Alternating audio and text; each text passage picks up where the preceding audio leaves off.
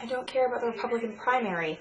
I got my mind made up and I can't let go. I'm killing every second till it sees my soul. Greetings, Internet! It's Katie. So today's video is all about how to flirt. And obviously, since I am a total boy expert, this is going to be no problem for me to film.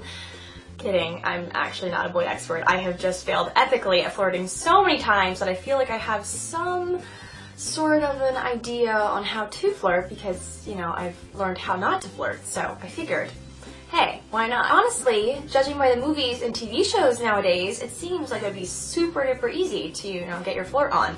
But honestly, it is a lot harder, and a lot of you guys can probably attest to that.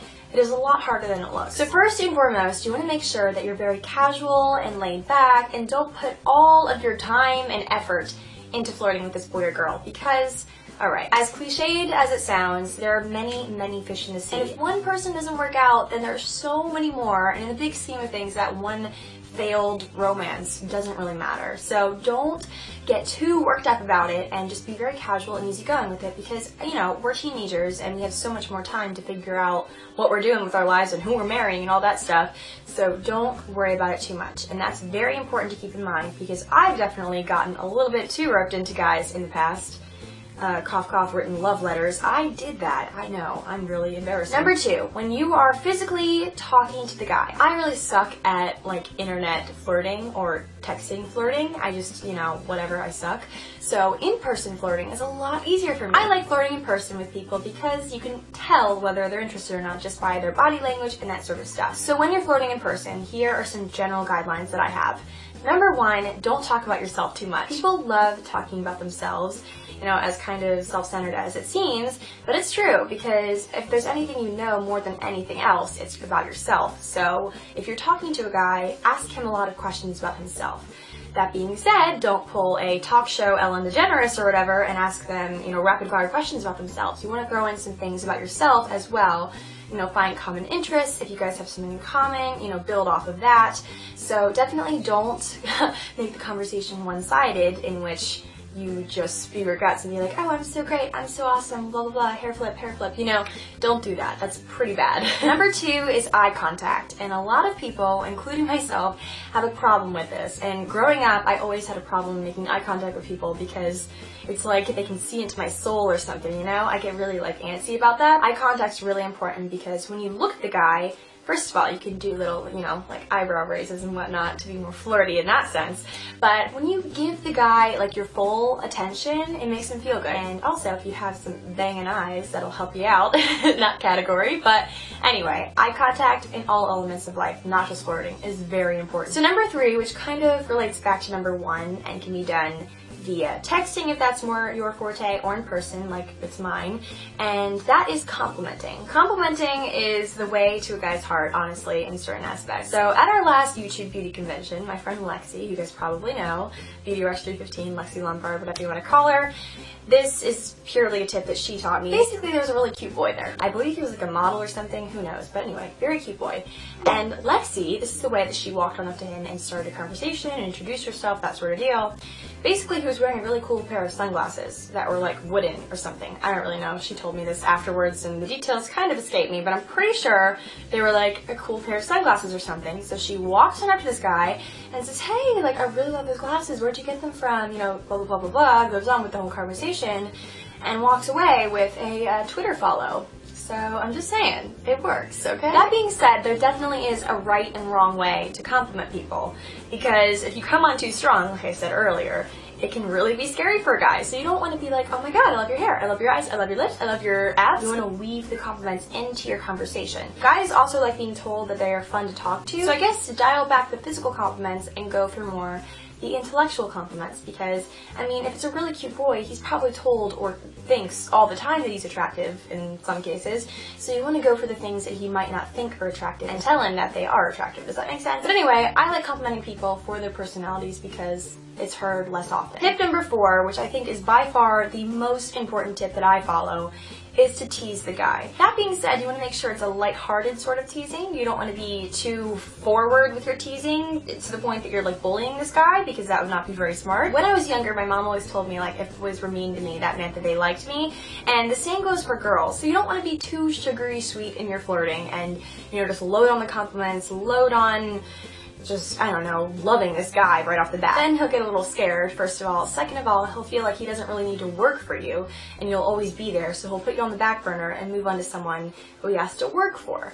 So that is where the teasing comes in. Once you start talking, some sort of teasing will come in. I don't know, it kind of just comes to me naturally, so if a guy says something, I'll be like, oh really? I honestly can't think of anything at the moment, and I feel pretty stupid trying to tease the camera.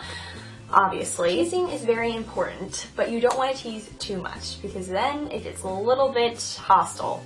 Trust me. When you're teasing the guy, it's all about the slight, like, you know, wink. No, don't wink. Actually, scratch that, don't wink. But you know, the slight, like, you know, tilting of the eyes to the point that you kind of, you know, are like, hey, I'm teasing you because I like you. So on to tip number 5, which kind of relates to the whole texting first, you know, being too clingy, etc. whole debacle, tomato. So leave the boy wanting more. This is hard for many people, including myself, but it's very important that when you're having a one-on-one conversation with the guy or hanging out with the guy or something, you always leave him in a state that means that he'll think about you. Does that make sense? So you're at the movies on like a double date, which I actually did, I think, a week and a half ago, and so this is kind of drawn from that. Basically, you go on a double date, you have a fun time, etc., and you're walking to your car. So you're with the guy, whatever, you don't want to kiss him on the first date, because that is a no-no unless you just really are feeling it. But personally, I don't like to kiss the guy on the first date just because I want to leave him wanting more, right? At the end of your date or interaction, you want to set up another time to see the boy. So basically at the end of this date, be like, hey, what are you doing next Friday? That being said, you don't want to be too forward about it and be like, oh my god, what are you doing next Friday and next Saturday and every day for the rest of the month? You don't want to do anything like that, but it tells the guy that you had a fun time by saying that you want to see him again. End with something that he'll replay in his mind, you know, as he's falling asleep at night or something like that. You want it to be memorable. You don't want to be just one of those other girls that he has lined up around the corner. You want to show him that you're interested, and also be kind of like cool in the way that you do it. You feel me? So tip number 6 is body language, and body language is so important. I've touched on this on my channel before, and there's actually an awesome TED Talk video that I love about body language. I'll link it in the description box below because I absolutely love it. I feel like a lot of people don't really recognize the importance of body language in flirting, because the way that you carry yourself or position yourself really shows the guy whether you're interested or not. So I was actually hanging out with some guys last night at a bonfire, and I kind of put this to the test. Like in the past couple weeks, I've kind of known that I was going to do this video. Last night I was at a bonfire and there is a pretty cute boy there. I will say, he's probably watching this video too, which is super awkward, but anyway, really cute boy. One of those guys that kind of knows he's cute, you know? So it's kind of going to be awkward to talk about, but basically, when you're talking to him, you want to touch him.